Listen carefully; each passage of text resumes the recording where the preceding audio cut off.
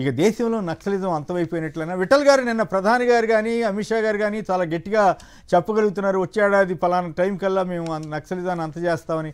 నిజంగానే ఛత్తీస్గఢ్లో మావోయిస్టులు చిదంబరం గారు హోంమంత్రిగా ఉన్నప్పటి నుంచి ఆయన కూడా వెళ్ళి రావటం ఇవన్నీ చేశారు. సో ఆయన చేయలేని పని మీరు చేసినట్ల. మరి నక్సలిజం అంతం చేస్తే మంచిదే, కానీ దానికి తగ్గట్టుగా దాని వెనకాల ఉన్న భావజాలాన్ని కూడా అంతం చేయగలుగుతారా? సార్ ఇప్పుడు ఈ పోరాటము బీజేపీ మాత్రమే చేయట్లేదు సార్. నక్సల్స్ పైన పోరాటము గతంలో కాంగ్రెస్ పార్టీ కూడా అధికారం ఉన్నప్పుడు కేంద్రంలో ఛత్తీస్గఢ్ కావచ్చు, జార్ఖండ్ కావచ్చు, బెంగాల్ కావచ్చు, చాలా రకాల ఈవెన్ ఆంధ్రప్రదేశ్ లో కూడా రాజశేఖర రెడ్డి గారు ఆ రోజు చర్చలు నక్సలైతో అంటే తెలంగాణకు సంబంధించినటువంటి అనేక రకాల మేధావులు విజ్ఞప్తి మేరకు ఆ రోజు రాజశేఖర రెడ్డి చర్చలు జరిపారు. చర్చలు జరిపిన తర్వాత తదనంతరం పరిణామాలు కూడా మనం చూసినాం. చెన్నారెడ్డి గారు పోరాటం చేశారు, ఎన్టీ రామారావు గారు కూడా నక్సలైట్లు దేశభక్తులు అన్న తర్వాత ఎన్కౌంటర్స్ జరిగినాయి చాలా చాలా. కాదు, నక్సలైట్లు కూడా అనేక మతిలేని చర్యలు, పెళ్లి బస్సును పేల్చడం, కాకతీయ రైలు దగ్ధం చేయటం, ఇట్లా చాలా.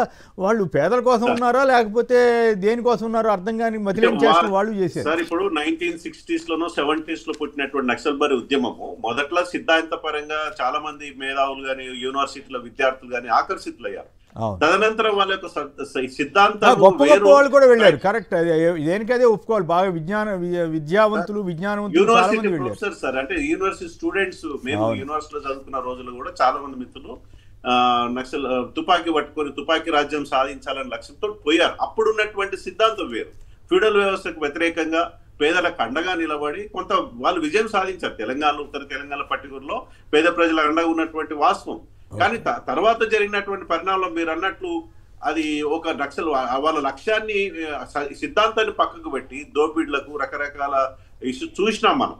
సో ఆ రకంగా కావడం వల్ల దేశవ్యాప్తంగా మరి అభివృద్ధికి నిరోధకంగా ఉన్నారు. ఇంకోటి వాళ్ళు అన్కాన్స్టిట్యూషన్ రాజ్యాంగాన్ని వ్యతిరేకంగా పోరాడుతున్నారు అనేది ఇవాళ. అంటే తుపాకీ తెలంగాణ ప్రజాస్వామ్య వ్యవస్థలో తుపాకీకి అవకాశం లేదు, తుపాకీ పట్టుకొని పోరాటానికి అవకాశం లేదు.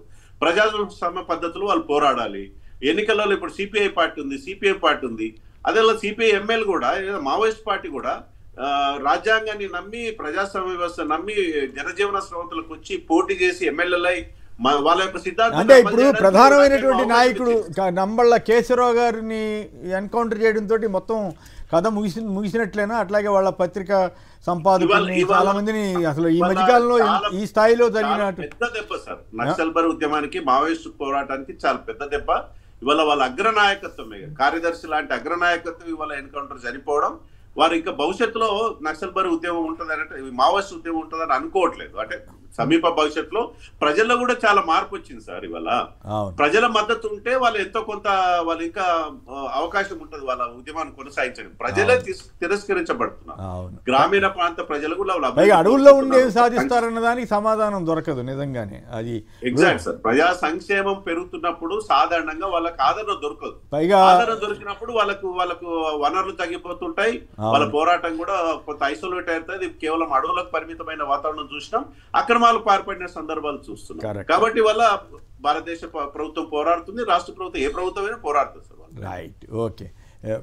ఎవరు మాట్లాడుతున్నారు? ఓకే, అంటే నేనేమంటున్నాను, వీళ్ళు నక్సల్స్కి బుల్లెట్ వదిలేసి బ్యాలెట్ పట్టుకోవాల్సిన సమయం ఇది. గద్దర్ గారు తెలంగాణ ఉద్యమంలో మమేకం అవడానికి వస్తున్నప్పుడు నేను బుల్లెట్ వదిలేశాను, బ్యాలెట్తోనే ఈ దేశంలో రాజ్యాధికారం చేజిక్కోవడం ద్వారా నిమ్న వర్గాలకు మేలు చేయగలుగుతామనే భావనతో వారు బయటికి రావడం జరిగింది. అట్లా చాలామంది కూడా ఇప్పుడు ఇక ఆ సందర్భం వచ్చిందంటే ఆ రోజున్న పీడన, ఆ రోజున్న అణచివేతలకు వ్యతిరేకంగా వారు ఏదైతే మార్గాన్ని ఎంచుకున్నారో చాలామంది ఎక్కువ మధ్యతరగతి పేద వర్గాల పిల్లలే ఎక్కువ బలిపశువులు అయినటువంటి సందర్భం. సరే, వాళ్ళ ఆ రోజు వాళ్ళ ఆదర్శాలు ఏమున్నా ఆ రోజు పరిస్థితులకు బహుశా అవి షూట్ అయినాయేమో, కానీ ఈ రోజు అయితే ఎట్టి పరిస్థితుల్లో ఇంత మోడర్నైజ్ ఎకానమీ అయింది, ప్రభుత్వాలు కూడా చాలా లిబరల్గా ఉన్నాయి, అణచివేతలు లేవు, ప్రతి దగ్గర చట్టాలు పనిచేస్తున్నాయి. కాబట్టి ఈ రోజు అట్లాంటి ఎదుర్కోవాలి, కోర్టులు ఉన్నాయి, కేసులు ఉన్నాయి, పోలీసులు ఉన్నారు, వాళ్ళ మీద నమ్మకంతో పనిచేస్తే డెఫినెట్గా ఎక్కడో దగ్గర న్యాయం జరుగుతుంది. ఆ ఫ్రస్ట్రేషన్స్లో ఆ రోజు పోయినట్టుగా ఆ రోజు దాష్టికాలకు లోనై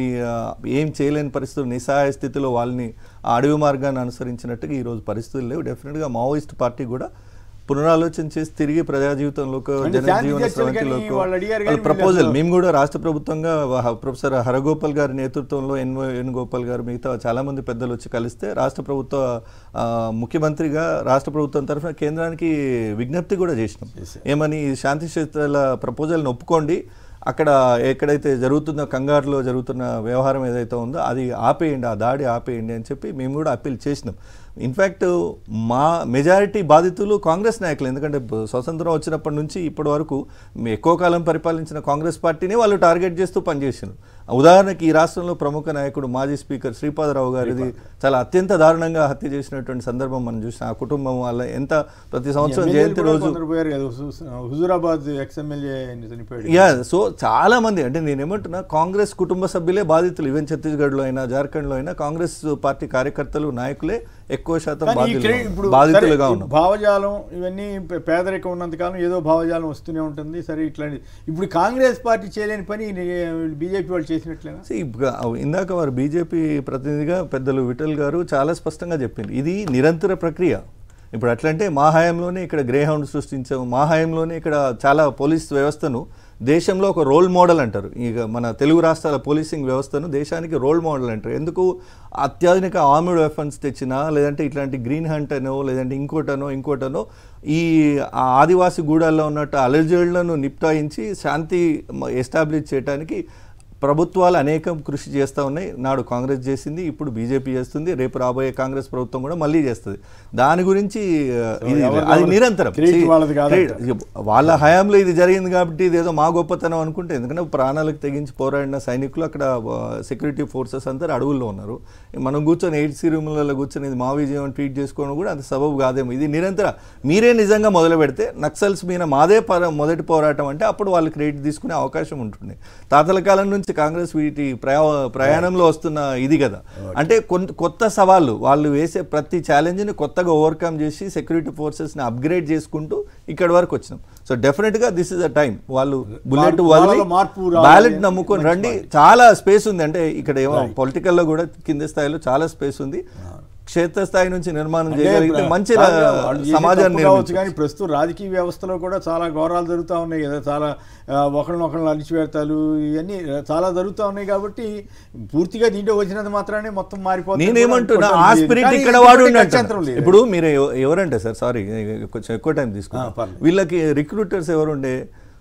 Osmania university engineering college, Warangal national institute, ఇవన్నీ ఆర్ఈసి వరంగల్, తర్వాత కాకతీయ యూనివర్సిటీ. మెజారిటీ ఈ యూనివర్సిటీలలో ఎవరు చదువుకుంటారు? డబ్బున్న వాళ్ళ పిల్లలంతా అమెరికాలు లండన్లు పోయినరు.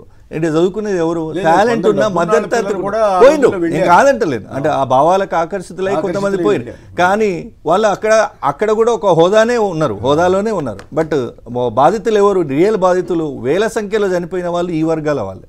సో అది మనకు నష్టం చేసింది. Right, okay.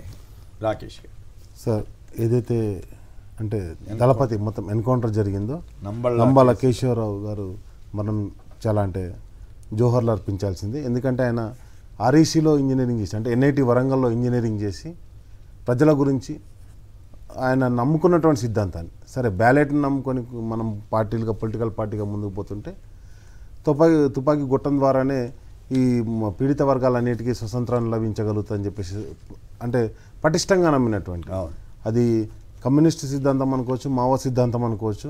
ఆ రోజు మావో ఏదైతే పిలుపునిచ్చిండో యువకురాల గ్రామాలకు తరలింది అన్నట్టు ఆ రోజు చదువుకుంటూ ఆ విధంగా మావో గారి చాలా డేంజరస్ చేస్తే కొన్ని వేల మంది చనిపోయారు. చాలా మంది పెద్ద పెద్ద ప్రొఫెసర్లు వాళ్ళందరినీ కూడా చదువులు చెప్పడం మానిపించేసి ఓడకు పంపితే చాలా ఘోరాలు జరిగినాయి.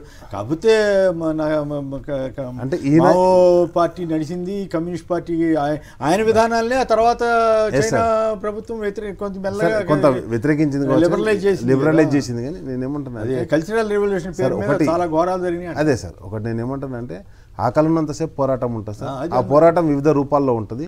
సరే, వాళ్ళు నమ్ముకున్నటువంటి సిద్ధాంతానికి వాళ్ళు కట్టుబడి నిబద్ధతతో పనిచేశారు. ఒక 70 ఏళ్ల వయసులో కూడా ఇంకా అదే సిద్ధాంతంతో నమ్ముకొని పోతున్నారు. మీరు అన్నట్టుగా బ్యాలెట్ తోటి పోరాటం చేసే అవకాశం చాలా ఉన్నా కానీ ఈరోజు అది ప్రజాస్వామ్యం మొత్తం ధనస్వామ్యమైనటువంటి క్రమంలో ఆయన కూడా ఆయన సిద్ధాంతాలను వదిలిపెట్టుకోకుండా దాంట్లోనే పోరాటం చేశారు. కానీ ఒకటి విషయం ఏంటంటే, మనం ఇండియా పాకిస్తాన్తో కూడా శాంతి చర్చలు చేసుకున్నటువంటి మన భారత ప్రభుత్వం మావోయిస్ట్ పార్టీ వాళ్ళు చర్చలకు సిద్ధమన్నా కానీ చర్చించలేకపోయారు. ఈరోజు కూడా జరుగుతుంది. దాన్ని అన్ని పార్టీలు కూడా అంటే మీన్స్ ఒక బీజేపీ వచ్చే ఏడాదికి ఖతం మొత్తం అసలు ఉద్యమే లేకుండా చేసేస్తా ఉంటున్నారు కదా మోడీ గారు, అమిత్ షా గారు. సార్ నేను ఏమంటానంటే సరే అవి ఏ విధంగా చేస్తారు అనేది కేంద్ర ప్రభుత్వం రాష్ట్ర ప్రభుత్వాలు తీసుకునే నిర్ణయాలతో ఉంటాయి. కానీ మా పార్టీగా మేము ఎన్కౌంటర్లను వ్యతిరేకించాం. ఏదైతే చర్చలకు శాంతి చర్చలకు వస్తారని చెప్పారో ఆ శాంతి చర్చలను ఆహ్వానించాలో, కూర్చొని చర్చించుకోవాలి. అది మనం భారతీయులుగా చర్చించుకోవాలని చెప్పేసి ఒక కంపల్సరీ చెప్పడం జరిగింది. అంతేందుకు సార్ మా బహిరంగ సభలో కూడా స్పష్టంగా కేసీఆర్ గారు చెప్పారు, ఏదైతే శాంతి చర్చలకు పిలవాలి వాళ్ళతో ఆపరేషన్ ఆపాలని చెప్పేసి. సరే సార్ అంటే నేను ఏమంటున్నా అంటే సార్ వాళ్ళ పోరాటం అంటే వాళ్ళు నమ్ముకున్న సిద్ధాంతాన్ని కట్టుబడి ఉన్న వాళ్ళు ఎంతమంది ఉన్నారో ఇంకా తెలియదు కదా సార్. ఇప్పటికీ దాదాపుగా 700 మంది చనిపోయారని చెప్పారు. అయినా కానీ ఇంకా పోరాటం కొనసాగుతుంది అన్నప్పుడు అక్కడ ఇంకా ఉన్నాయన్నట్టే కదా. చర్చలు జరిపితే బాగుంటుందని ఒక ఉద్దేశం. రైట్.